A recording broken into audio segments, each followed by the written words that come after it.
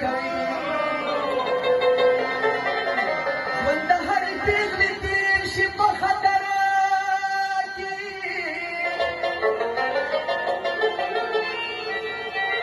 لومړی که ودرېږي د خپل کالا په ور کې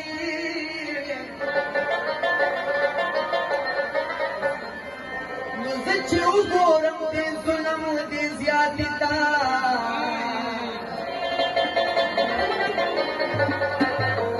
بغاوت مې سر راپورته کړي په سره